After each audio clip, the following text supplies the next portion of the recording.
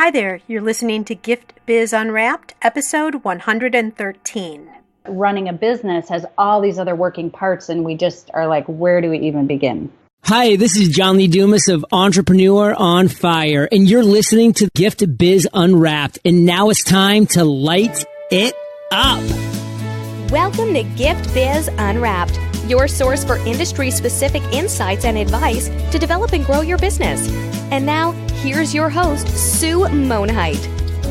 Hi there, it's Sue, and welcome to the Gift Biz Unwrapped podcast. If you are a gifter, baker, crafter, or maker, then you are in the right place. Whether you own a brick and mortar shop, sell online, or are just getting started, you'll discover new insight to gain traction and to grow your business. And today, I have the pleasure of introducing you to Robin Walker. Robin, formerly an elementary school teacher, has been building businesses from home for the last 14 years. She owns and runs Zannie Zoe, which offers made-to-order cheer bows through her website and on Etsy. Robin also connects and supports women business owners through her Women's Business Workshop. She's the author of the Summer Survival Guide for Work-at-Home Moms, and this past March hosted a 2-day conference for women business owners looking to grow their businesses. I cannot wait to find out what we're going to get into today. Welcome to the show, Robin. Hi, thanks for having me. Glad to be here. I am so thrilled that we were able to coordinate this, and we are going to start off the show like we always do because we are creators and makers here, and that is by having you describe yourself through a motivational candle. So if you were to tell us what color and what quote would best describe you, what would those be? The candle color would be the colors of the ocean, the turquoisey, light blue, light green, because I find those colors so relaxing. And the quote would be, "This too shall pass." But I see the quote in two ways. As a mother, I see it as this too shall pass for the hard times, but also that they are growing quickly. And before you know it, this stage is done, and that can be a good or bad thing. You don't want to miss those good stages because a blink of an eye and they're over. Yes, exactly. That is something my mom used to always say, is this too shall pass, and kind of has good perspective. Yeah, and people who listen to our show are mostly women. So a lot of us can relate to this, especially when you're trying to build your business and you do have younger children at home and even teens, because I would say that may be the time when we need to be watching them the most. I totally agree. Perfect. This too shall pass, but you want to catch and capture every single moment along the way for sure. Right.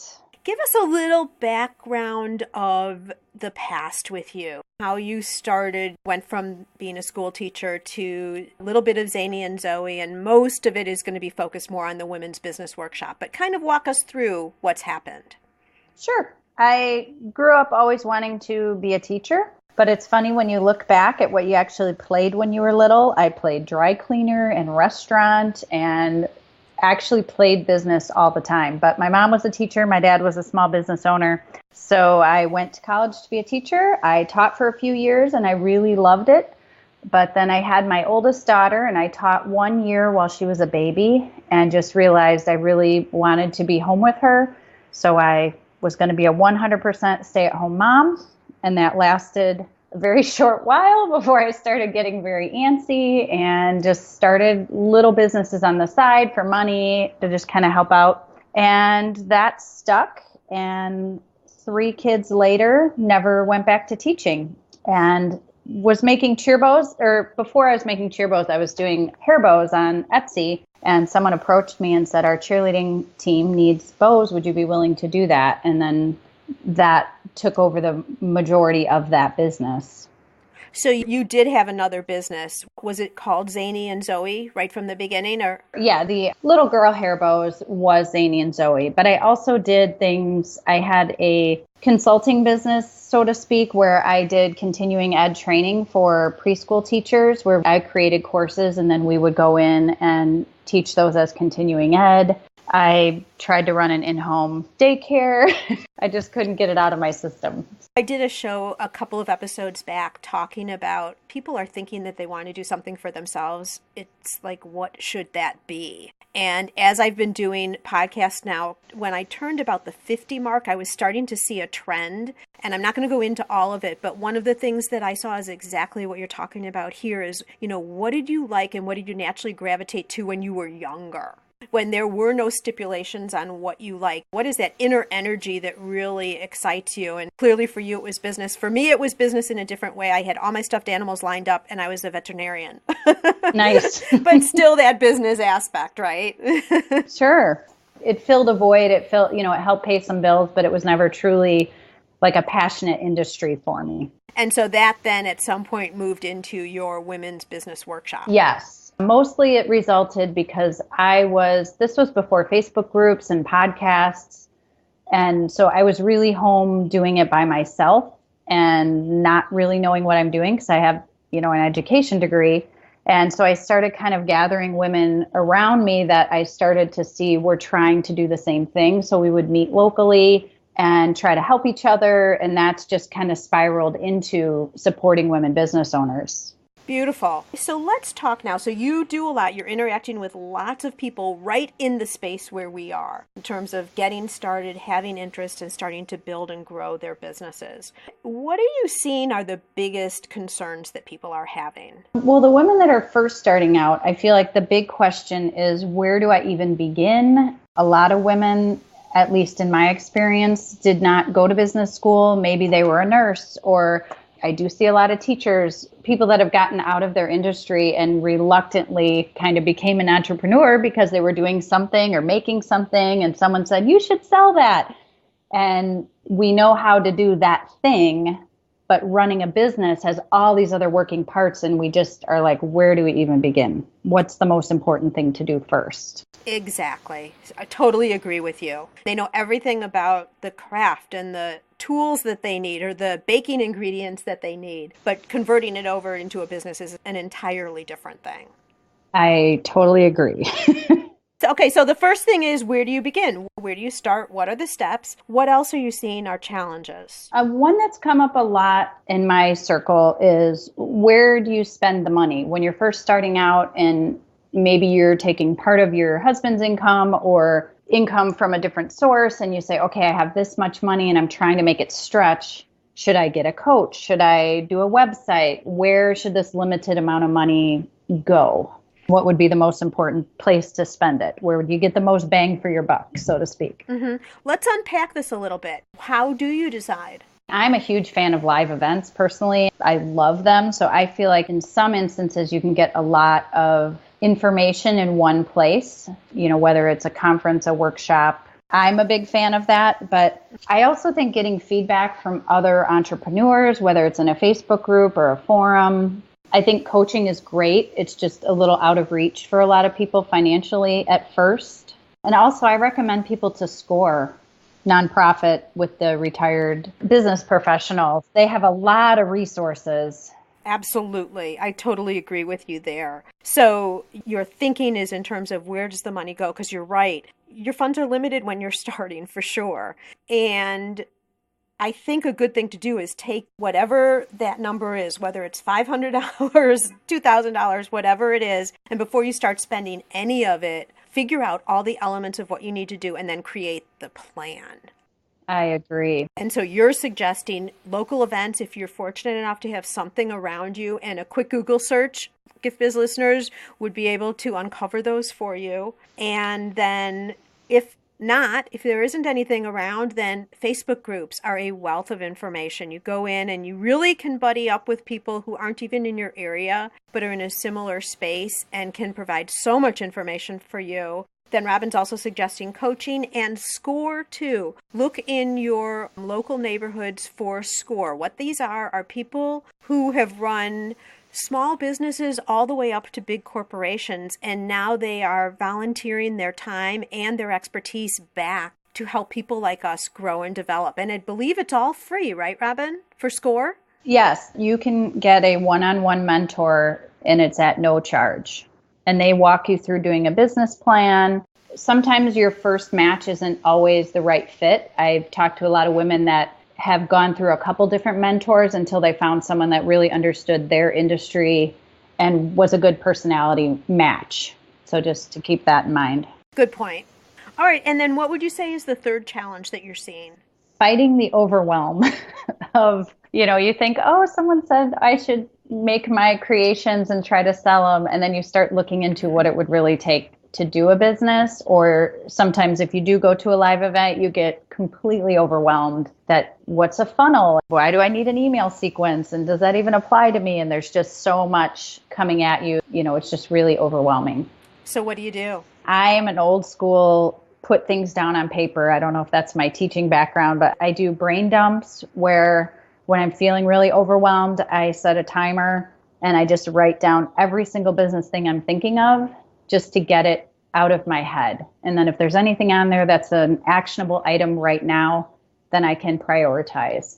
But I personally just need to get it out of my head and then really just focus, but what is the best for my business, not everyone else's. There's a couple of things here. Shiny objects are very dangerous. You'll listen to even this podcast or you'll see something on social media that looks like it's something you should be doing, and you totally vacate all activities that you were doing and jump over to that other project. And then yet another shiny object comes and you jump over to another project. And then you have all these projects partially started and nothing's actually getting accomplished. That is something I still struggle with. Well, that's what you're saying, the fighting, the overwhelm, and, just making sure you stay on track. I totally agree with you. And I think more and more I see people resorting back to lists because I think it's just ingrained. There's something about that tangible pen and paper versus the online apps. And there's something very fulfilling with checking off steps too. Yes. And what I love with a huge list is I put it away. And then I just have a small to-do list for each day with maybe 5 items that are important to move my business forward. And then, it'd be wonderful if I got through all 5, then I can look back at the list. But I put it in my binder so I'm not seeing it all the time because then that just adds to the overwhelm. Right. If you have a list of things, there's nothing wrong with having a parking lot saying, oh, you know what, this is something that I should apply, but it's not the time now. I'm working on whatever your specific goal is at the time, right? I think the other thing really good, and Gift Biz listeners, if you're not already doing it, I would suggest you picking up this activity. I do the same thing, is what are the most important things for you to be doing in a single day? If you work a day job and you only have a little bit of time at night, maybe you only have 1 hour one night. What is the single most important thing that you should get accomplished? And know that before you sit down to work, so that hour can be as productive as it possibly can. And you want to make sure that your tasks too are actually tasks that move you towards a goal. Okay, so let's say your goal is, I need to get more visibility for my business. A task that could move you to a goal is, what kind of networking groups are in the area, or what kind of conferences like Robin was talking about before. But you only research it for a certain amount of time and then you take action. You don't keep researching and researching and researching. Yes, just decide. Yeah, you just take that action, right?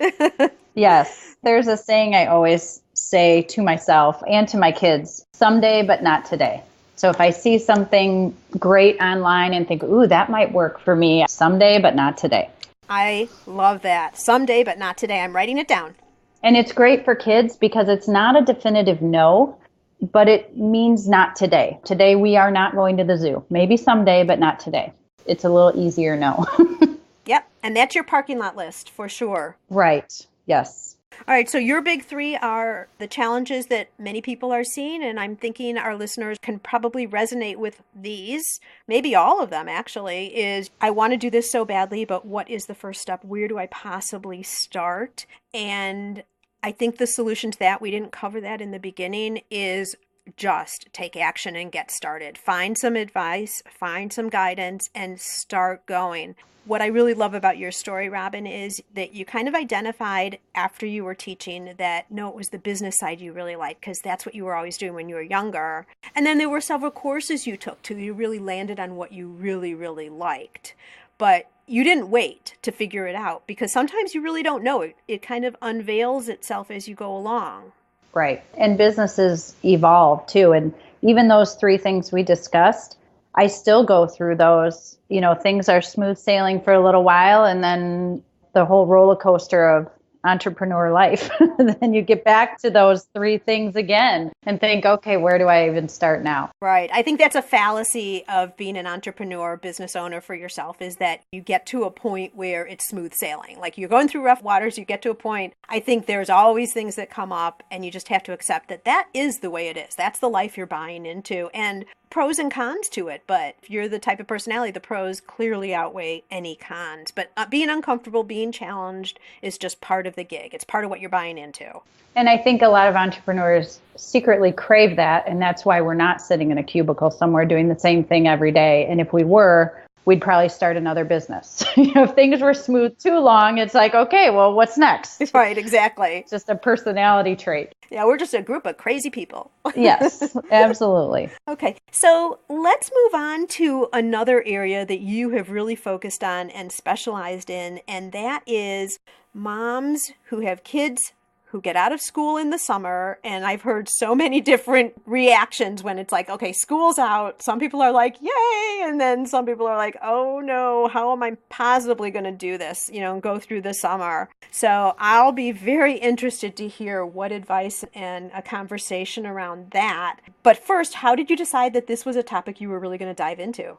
Just out of need, because my husband is a chef, so he works nights and weekends in the summer because we live in a touristy area. So he's gone a ton, and I was doing these businesses at home by myself with 3 little kids, trying to figure out how to actually do this where we're all still happy at the end of August. And my teaching background came into play at that time, and we started doing daily to-do lists or activity lists, and I started planning our day, not completely scheduled, but a little more of a routine like they have in school. And I just saw such a huge difference in my productivity, their happiness. And so I said, I have all these years of resources. I should get them out there, because I kept seeing women say, oh no, summer's coming, my business is going to die, or everyone's going to be stressed out. So I thought, well, I have all these resources, so I should put them out into the world. Yeah, and then you tested them with yourself first.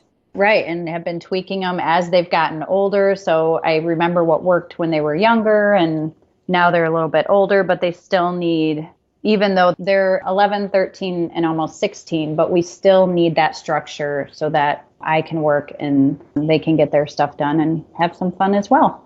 So structure is one thing, and so specific time slots, if you will, and probably someday, but not today. You probably used that a couple of times. I sure do. I advise, I know it seems contradictory to the whole idea of summer being fun and relaxed, but I really advise women to start their plan now or before the kids are out. So on day 1, you start with, okay, mom works from this time to this time, and while I'm working, here's what you guys are doing, depending on their ages and abilities. But to get that from day 1, so that you're not having to go back and say, well, I know we were doing this before, but now we're going to do it this way, because you'll get a lot more resistance than if it starts from day 1. But I do chunking of time so that I'm more productive, because I plan it. Let's say I'm going to work from 9 to 10 in the morning, and my kids are doing their daily chore list or whatever. I know I'm going to work really hard during that hour. I'm not going to be surfing Facebook, because I know that's the hour I have to get my social media planned or whatever the task is for that hour. I think if the kids also know that after that time, that is your safe zone for working, if you will, and after that time, then you're back on the scene with them, they're more willing to not interrupt you or anything. Right. And we try to do an activity a week. So I save it for Friday so that I can use it as the carrot all week long. We try to do an outing on Friday. So let's say it's our beach day, or we're going to the park or whatever it could be. Then during the week when they're saying, when are we going to the beach? Why can't we go to, I have that, well, Friday we're going to the amusement park or wherever. And it helps them not just feel like it's 90 days of how are you going to entertain me? Right. And I'm sure they're more comfortable too with a plan. I mean, it's better all the way around. Absolutely. Couple of questions for you here. Do you get input from them on what their activities are going to be? So there's some buy-in there? Absolutely. We do like a bucket list, a summer bucket list at dinner or sometime, hopefully in the spring usually. And they write down the kind of things they want to do. And it's not just where do they want to go, it's what kind of summer do you want to have. One of my kids would say, I want to have a play date every day. Obviously, that's not going to happen. But now I know that's something really important to him, where one of my other kids might say, I just want to read outside all summer long. So you make sure, we do a bucket list, and that really helps. Some of the things are just, mom says you have to do a chore off this list. So you just have to do it. Well, yeah, because they still have chores. Right. But I do like our daily to-do list. They can do it in any order they want. They can wait a little while to do it, but they can't have any screen time until that list is done. So some of them will do it right away in the morning and be done. Others will put it off all day long and whatever. But mine are a little older that I can give them that responsibility a little more. Mm-hmm. And I bet there's challenges between, if you have a couple of children, if someone gets their chores done, then they get to move on to a fun activity and the other one is kind of dawdling. Then they see that, oh my gosh, he's outside. It's so fun. Yeah. So what do you do about if they want play dates during some of this time? Would that then integrate into the plan? In my household, it's mom works till noon, and so don't plan anything and don't ask to go anywhere unless we're asking ahead of time. And obviously there's certain circumstances that things change. If a friend calls and says, will you come to Six Flags with our family? I'm not going to say no because I'm working, but my kids can't ask for a play date during my work time because I just know I feel like I'm responsible for their child while they're in my home, so I can't focus as well. So they know after lunchtime, that's when you can ask to have a friend over. Yeah, that makes a lot of sense. I like that a lot. The rules are set, and that's the plan, and that's the way it goes. Because the more you make exceptions, I do allow grace, and there's some days where you say, you know what, we're just going to the beach. I can't get any work done. We're all like, you know your kids, when you're all at your breaking point. But overall, I try to stick with it. It just makes the expectations clearer. Right. Okay, before we move on, I want to, because I think since we're in this mindset in this conversation, I am looking at the couple of things that you are offering our listeners, the free printable and the summer cheat sheet. So talk a little bit about these, if you would. Sure. One of the things I give my kids in the summer is an activity list and has over 70 fun things that us kids of the 70s and 80s probably did naturally in our summer days. But now with technology, it's a lot more tempting for kids to just sit on a screen all day or watch Netflix. So if my kids are bored, I'll say, go do something off your list. They each have the list on a clipboard and they keep it in their room and they just peruse it and look for something that they'd like to do. So what kinds of things are on the list? It's like make a bird feeder or make an obstacle course and time yourself, write a letter to grandma, ask your mom what you can help her with. Well, that sounds a little self-serving, but I love it. Well, it's a good training thing to ask for kids to ask how they can help. Perfect. How about, is jumping rope on there? I believe it is. It's all just that stuff. Make a fort for your Army guys. Little things that we did and kids do, but sometimes just a reminder of, hey, let's have a paper airplane contest. I want that list. Can I be a child for like a couple of days? One day Friday, so I can go on the field trip day. Fun trip, yeah. The fun trip, yeah. So I have that as a free printable, and I do have one for teenagers and younger kids that's in a course that I'm launching, but the one for school agers I have free on my site if anyone wants to download that and print it. And you can always have your kids make their own as well, or make a big, huge family list where you all brainstorm these kind of things together and just have it on a huge chart somewhere. Okay, and what about these summer cheat sheets? Okay, the cheat sheets are something I came up with because I had some people say, well, can you just do it for me? And so this is also the teaching background. I love doing this kind of stuff. So every week in your inbox, you'll get an email, and in that is a theme for the week. So it might be the beach or the zoo. And then you get themed activities for the kids, one crock pot meal, and I hate to cook, so it's like a 4 or 5 ingredient dump crock pot meal. So there's 3 kids activities. There's a weekly outing suggestion that goes with the theme, a business challenge for mom, and then 3 easy snacks and lunch ideas that most school agers can make on their own.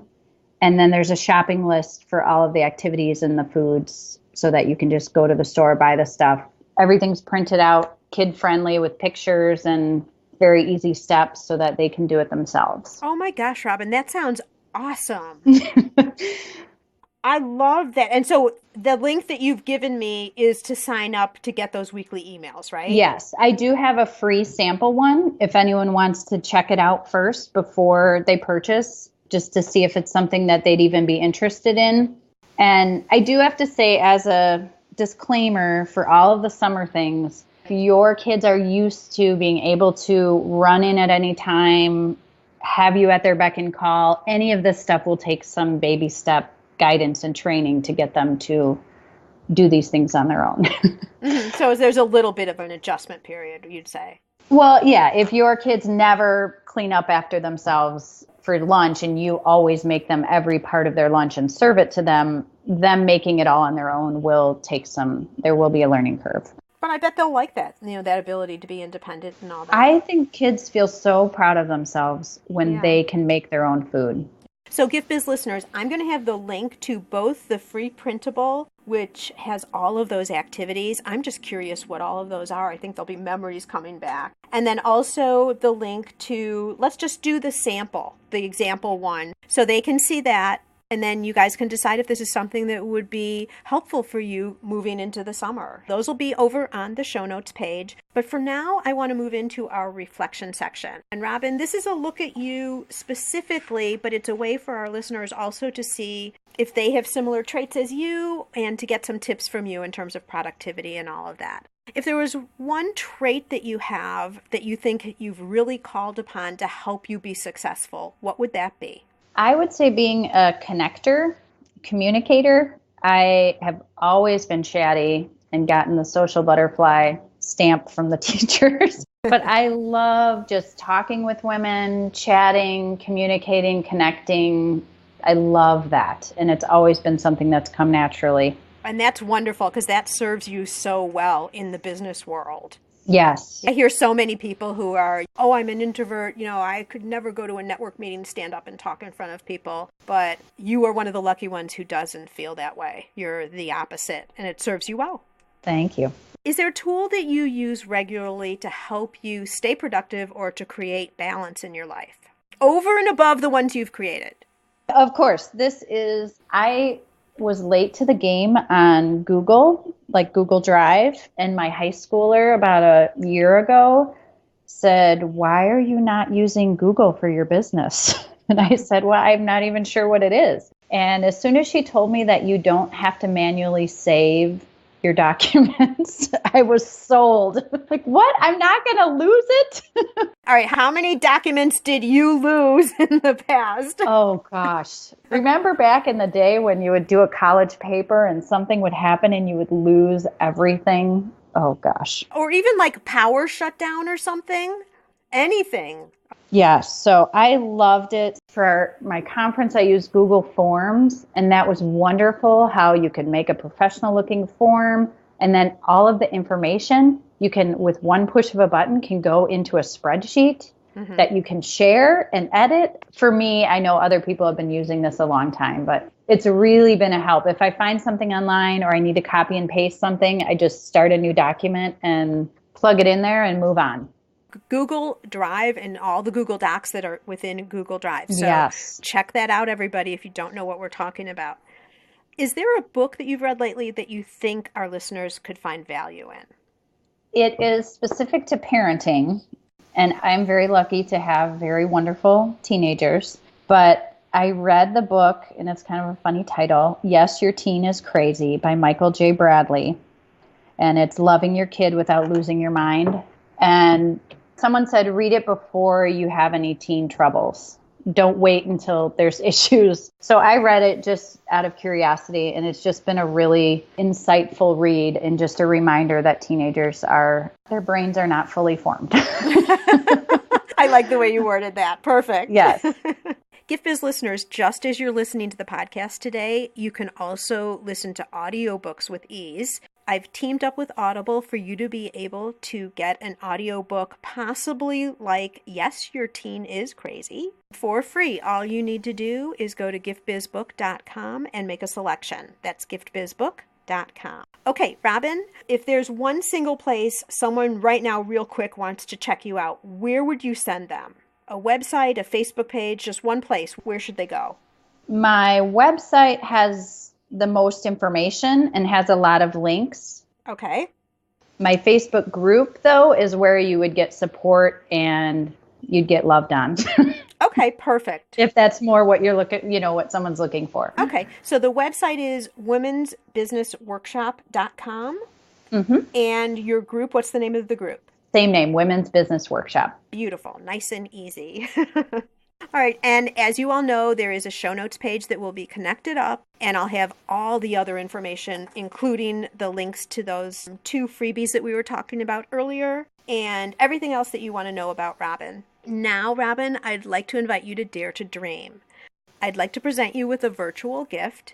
It's a magical box containing unlimited possibilities for your future. So this is your dream or your goal of almost unreachable heights that you would wish to obtain. Please accept this gift and open it in our presence. What is inside your box?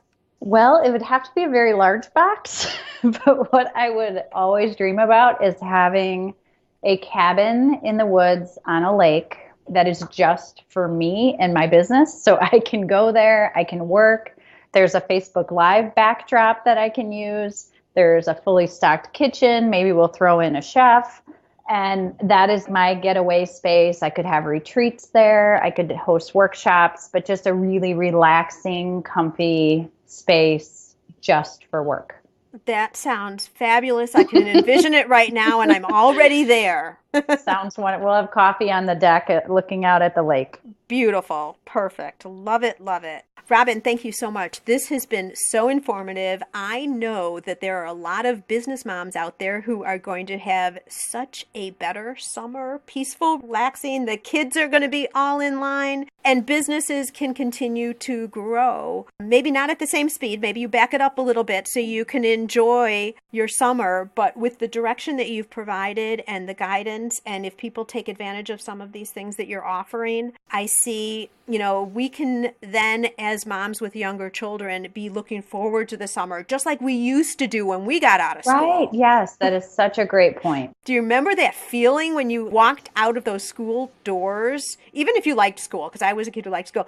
Right. Oh, sure. But you walk out of those school doors for 3 months and you're like, or 2.5, whatever, and you're like, freedom. I just got the chills. That is so how I want moms to feel too. Perfect. And you have done a great step, I'd say, in helping us all to achieve that by what you've shared with us today. So I appreciate it so, so much. And may your candle always burn bright. Thank you. You too.